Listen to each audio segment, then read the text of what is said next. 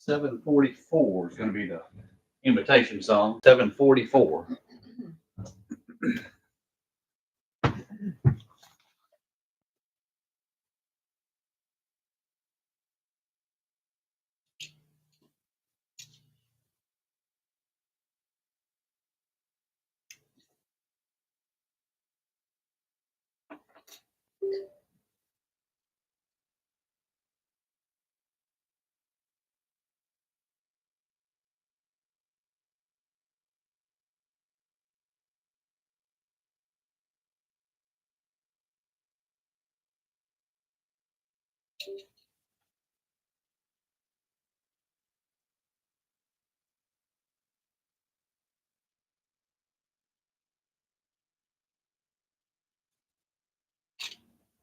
So we talked about John Sunday morning, or Ron did in the lesson, and I was reading on into the last part of John as he was giving that lesson, and I thought, let's just go on, and continue on with that chapter. And I know he kind of mentioned, that gray area that a lot of people like to live in, and those are choices that people seem to want to make, want to live in that gray area as opposed to choosing, the right way. They think, well, I'm not doing something really terrible. I'm just going to live in this gray area. I'm going to dip my toe in worldly things, and maybe I won't be penalized for it because I'm still going to church and I still love God. But I think we'll find out this evening that God requires complete obedience, and He wants everything from us. So just to review, we're going to look at earlier in chapter 6, and we read that He healed many diseases, and those that were following Him saw great signs. And then we know that He fed the 5,000, and then I think that evening He walked on the sea in front of His disciples. And in John 6:28-30, it says, "Then they said to Him, 'What shall we do that we may work the works of God?' Jesus answered and said to them, 'This is the work of God, that you believe in Him whom He sent. Therefore they said to Him, 'What sign will you perform then, that we may see it and believe you? What work will you do?'" It is crazy at that point, because all of the things that they had seen Him do up to that point, was just the fish and the loaves, and the miracles that He performed. Yet they still said, "You know what? You need to convince us more. That's just not enough. We need more convincing." And in John 6:35-36, it says, "And Jesus said to them, 'I am the bread of life. He who comes to me shall never hunger, and he who believes in me shall never thirst. But I said to you, you have seen me, and yet do not believe.'" And in John 6:41-42, it says, "The Jews then complained about Him because He said, 'I am the bread which came down from heaven.' And they said, 'Is not this Jesus, the son of Joseph, whose father and mother were known? How is it then that He says, I have come down from heaven?'" They just still weren't convinced. And in Mark 6:4, it says, "Prophet is not without honor except in his own country, among his relatives, and in his own house." So it is difficult. He just wasn't getting across. They're like, "Ah, it's just a common guy. This can't be the Christ. There's nothing special about Him, even though all the miraculous things that He had done up to that point." And in John 6:52, it says, "The Jews therefore quarreled among themselves, saying, 'How can this man give us His flesh to eat?' And in John 6:60, it says, "Therefore many of His disciples, when they heard this, said, 'This is a hard saying. Who can understand it?'"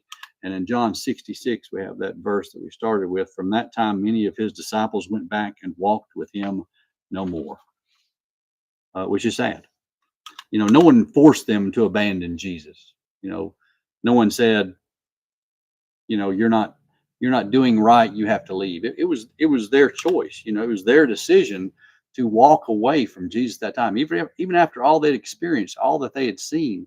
And yes, it was a hard truth for them to understand, that He was going to die and He was the bread, and what we have, the table set up in this day and age. Trying to clarify that. Yes, it's a hard saying. It was a hard thing, but it wasn't meant to run them off. I don't think that was ever the goal.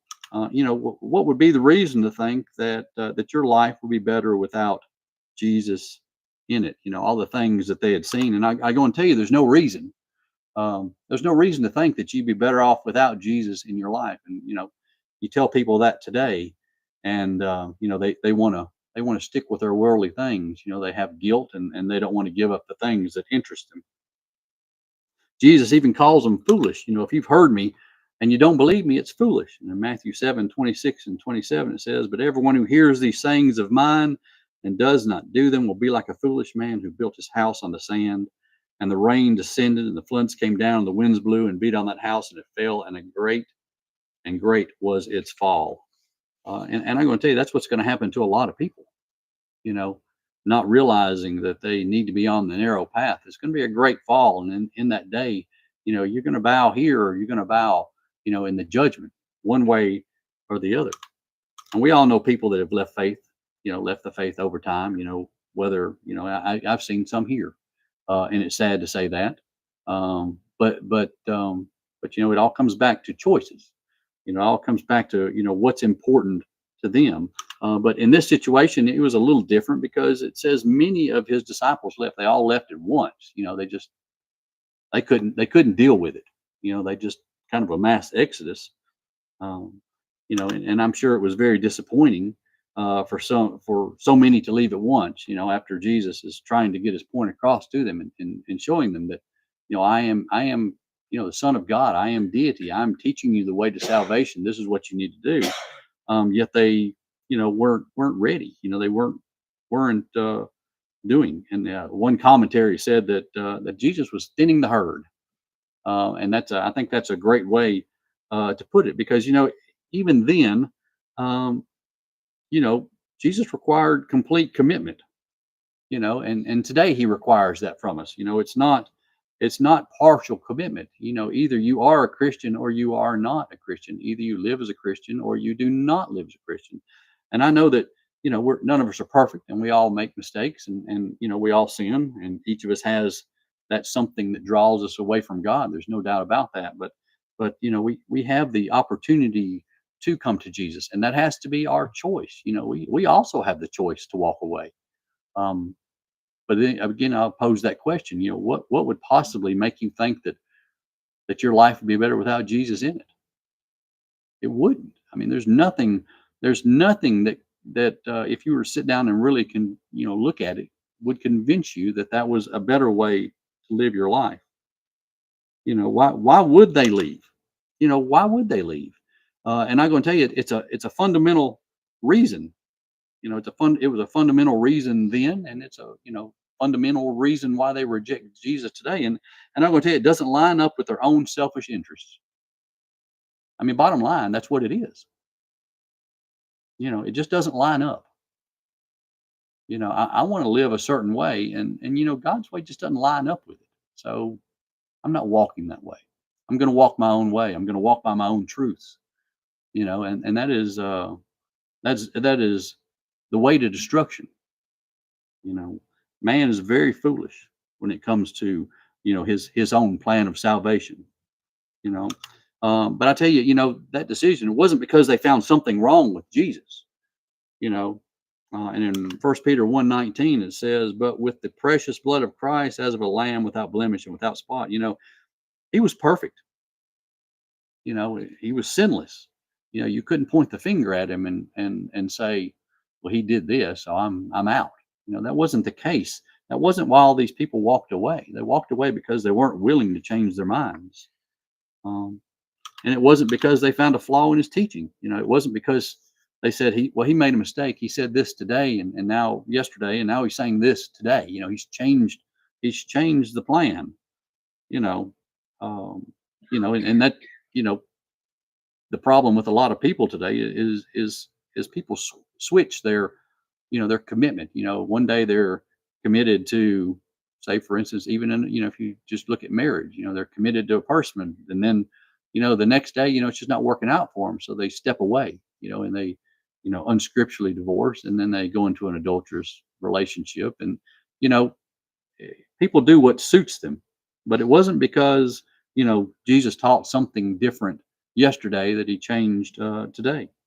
Many just don't agree with the doctrine, and that's just it. It's a hard truth, and and the road is narrow. It's narrow for a reason. You have to walk the narrow road. And regardless, man's reaction to the truth doesn't change the truth. Just because I don't like it doesn't mean it changes.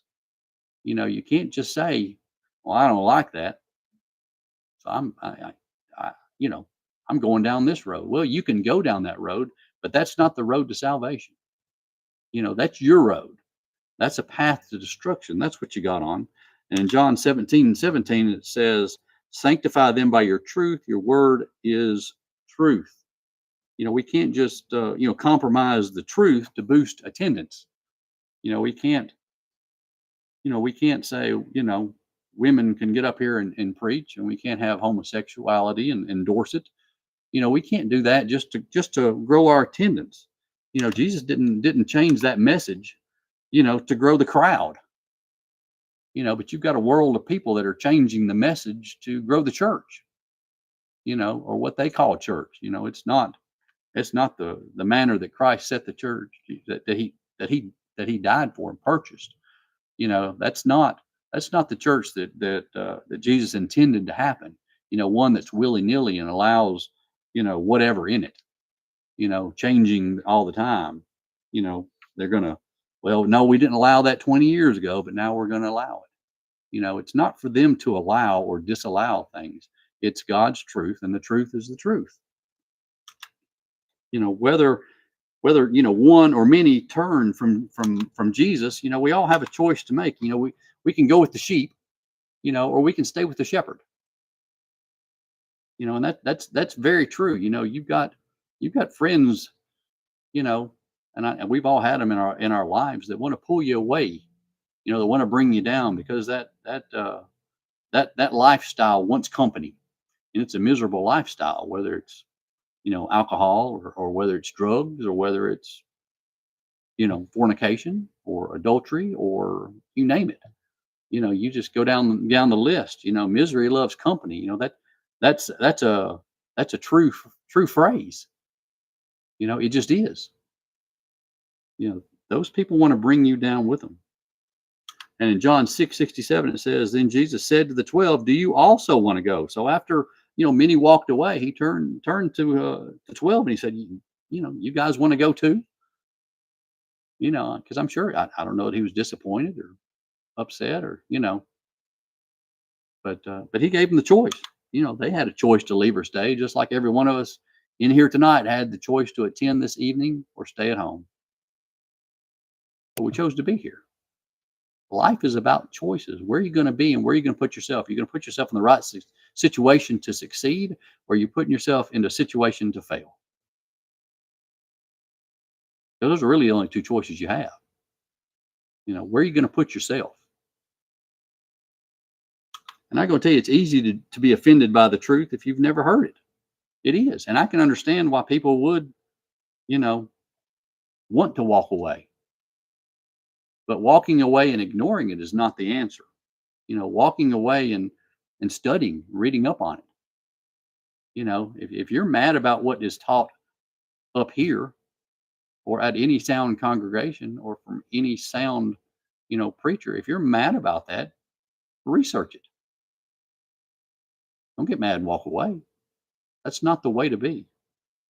And our approach has to be gentle, because, offended people, they're hurt. A lot of them, my you can't tell me my daddy's lost. He didn't believe that. It comes down to stuff like that. I was grown up this way. You can't tell me all my generations of family is lost. Um, you know, you're telling me something completely different than what I grew up on. So we have to be gentle with that. And we've seen it.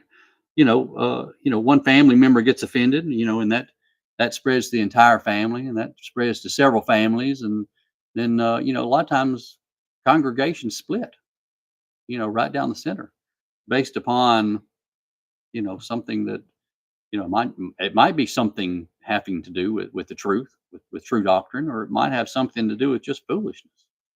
It has nothing to do with salvation. Now, I think we've probably heard, I haven't seen it here, obviously, but we've heard of certain churches that have split over silly things. You know, um, I was looking about religions in the world to give you some statistics, and so 4 religions make up 92% of uh, of the world, of the population. And those religions are Christianity, Islam, Buddhism, and Hinduism. So those 4 religions make up 92% of the world, of the population. And then of that remaining 8%, there are 9,000 plus more religions. 9,000 different ones in that 8%. But then if you go to Christianity and ask, how many types of Christianity? Well, it says upwards of 45,000 different groups of Christians that call themselves Christians. 45,000. You think there's 45,000 different ways to get to heaven? What a crazy number.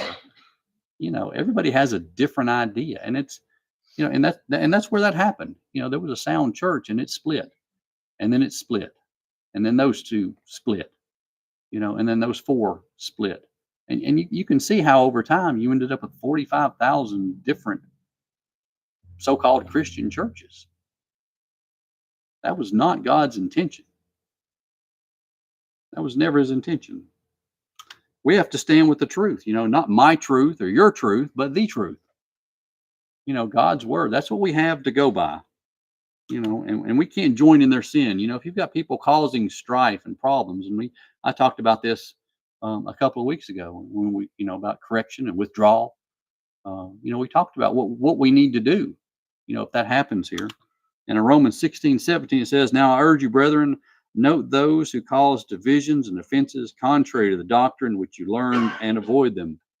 So we need to know the truth. And if we've got someone trying to say something other than the truth, we have to deal with it, and deal with it quickly.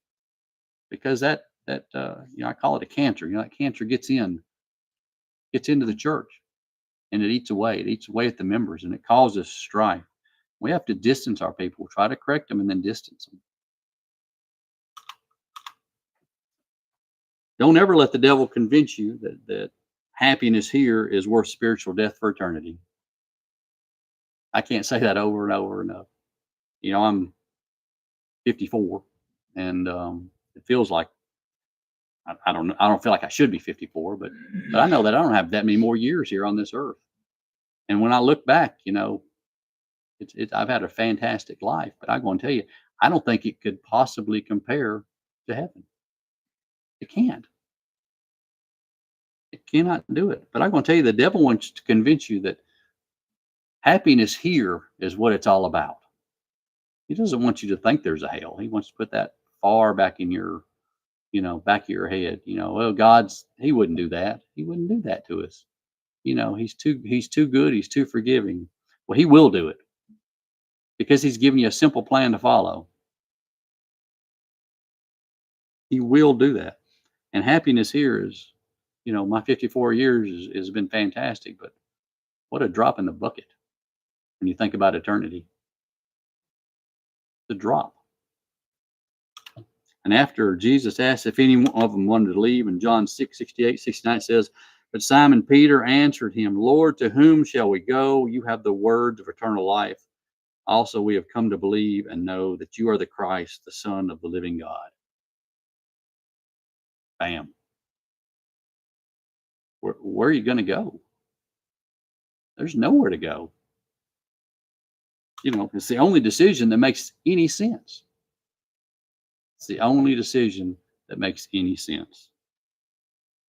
Nobody else can offer you eternal life. Those 45,000 other Christian churches can't offer that because they've got some man-made doctrine on how to get there, and it's not going to work. It's not going to work. I appreciate you listening. If anyone is in need of prayers this evening, if we can baptize somebody, we'd love to do that. We ask that you don't wait, don't hesitate. We don't know what tomorrow holds. God's here. He's waiting on you. And if he's touching your heart, you need to listen. Don't resist that wanting, because he wants you here. We ask you to come while we stand and sing the song selected. Some